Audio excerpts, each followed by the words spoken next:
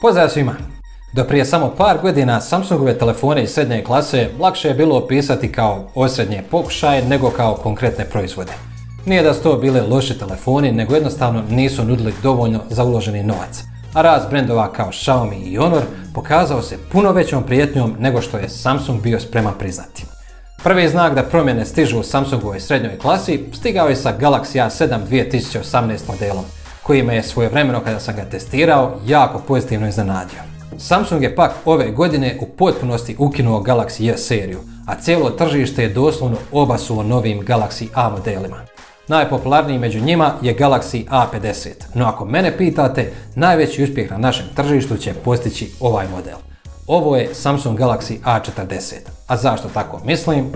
Saznajte u nastavku.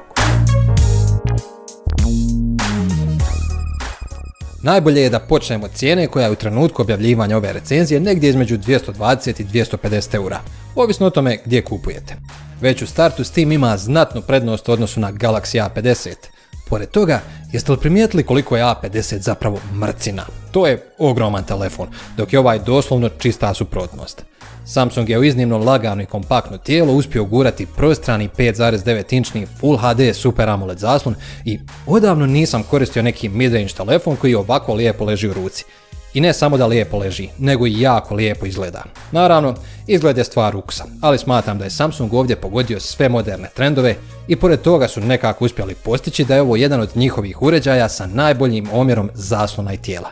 Da, boljim čak i od Galaxy A50. Što više, ako dobro pogledate, nije teško primijetiti da A40 zapravo ima gotovo dvostruko manji okvir ispod zaslona. Još jedna stvar o kojoj se mora popričati je plastika, jer znam da vas to zanima. To je novi smjer Samsunga, ali i velikog broja drugih proizvođača u srednjoj i nižoj klasi telefona. Samsungovu plastiku zove Glastik i da sam ja na njihovom mjestu to nikada ne bih izgovorio u javnosti. Toliko bi me stid bilo. Ipak, ima neke metode u njihovom ludilu i da kažem bilo što, osim da sam ugodno iznenađen osjećajem ove njihove Glastike, lagao bih.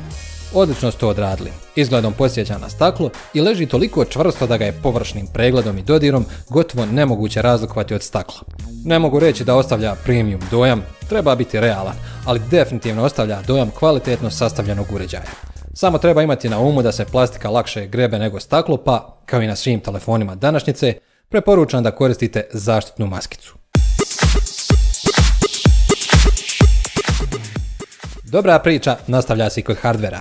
Ovo je jedini telefon sa Full HD AMOLED zaslonom u ovoj klasi, a tu su i drugi super detalji kao NFC čip te poseban microSD utor koji ne zauzima mjesto druge SIM kartice. Exynos 7885 procesor je još uvijek jako dobar, te performansama nešto bolji od Snapdragona 636. Ako ste gamer, još uvijek goni PUBG bez ikakvih problema na medium detaljima.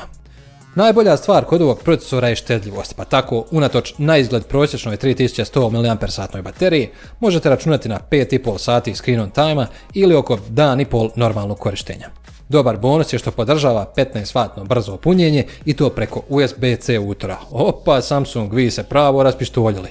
Što se tiče kamera, na stražnjoj strani imaju dvije, klasična i ultra širokokutna, dok je na prednjoj strani 25 megapikselna kamera. Prednja je jedna od najboljih u klasi i dok god se držite dobrog svjetla možete računati na kvalitetne selfije. I kod stražnje kamere je slična priča, ali ipak ne očekujte kvalitetu na razini Galaxy A7 2018. Ova je možda samo mrvicu lošiji. Dok god ima dovoljno svjetla, slika je dobra, ali u noćnim uvjetima treba imati dobro mirnu ruku za oštru sliku. Odlična stvar je i ultra širokokutna kamera koja također osigurava da ste u koraku sa svim modernim trendovima, ali tu isto dolazim do prvog nedostatka. Ultra širokokutne slike kao cjelina ugodno izgledaju, ali je primjetno da nedostaje detalja i poslužit će jedino za postavljanje na Instagram i druge društvene mreže. Sada kada sam završio pozitivni dio priče oko hardvera, red bi bio da se osvrnem i na one slabije detalje. Glavni zvučnik je jedan od loših što sam čuo u posljednje vrijeme. Glasnoća je osrednja, a ne može se pohvaliti ni nekom posebno dobrom kvalitetom. Veliki nedostatak je i što nema notifikacijske ledice. To bi se nekako i prebolilo da ima always on zaslon, ali ga iz nekog razloga nema. Znači ako želite vidjeti imate li propuštene obavijesti, ipak ćete morati uzeti telefon u ruke i provjeriti. I konačno, ne mogu se oteti dojmu da One UI, to jest Samsungov softver, treba još malo optimizirati na njihovim telefonima u srednjoj klasi. Generalno je brz, ali ima situacija kada se ponaša neočekivano čudno. Na primjer, ako uđem direktno u Viber dodirom na ikonu, otvara se brzo.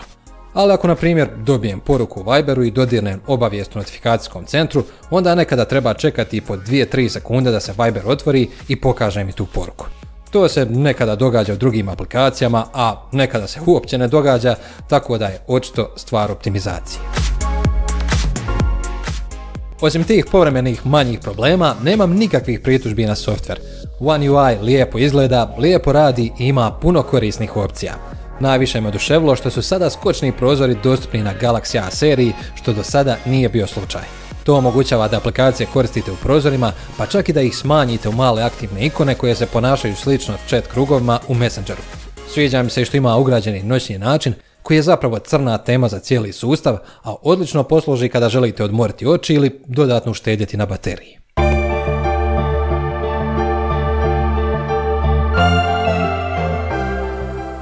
Recenzija se već malo odužila i došlo je vrijeme za neke završne riječi.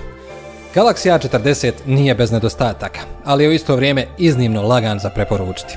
Ako tražite kompaktan telefon u ovoj klasi, onda sam mišljenja da je ovo među najboljim, ako ne i najbolja opcija trenutno. Ta njegova mala veličina, kombinirana sa vrlo elegantnim dizajnom, provjerenim hardverom i nekim modernim detaljima kao što je ultra širokokutna kamera, čini ga poprilično jedinstvenom opcijom na tržištu. Kada se ne bi gledala veličina, mogao bi se složiti argument da su na primjer Redmi Note 7 ili nešto stariji Honor 8X bolje opcije od njega, no tada bi potpuno promašio poantu. U ovoj klasi nedostaje dobrih telefona sa skromnim dimenzijama, Samsung je to namirisao i Galaxy A40 će sigurno biti dočekan raširenih ruku. I to je bilo to što se tiče današnjeg videa. Ako vam se svidio, onda nas svakako podržite jednim palcem gore, pretplatite se na Balkan Gadgets YouTube kanal ako već niste i zapratite nas na portalu i na društvenim mrežama. Za kraj samo jedno pitanje. Kakav se vama čini Samsung Galaxy A40 i bi li ga radije odabrali nego neki konkurentski model? Čujemo se u komentarima i do sljedećeg puta.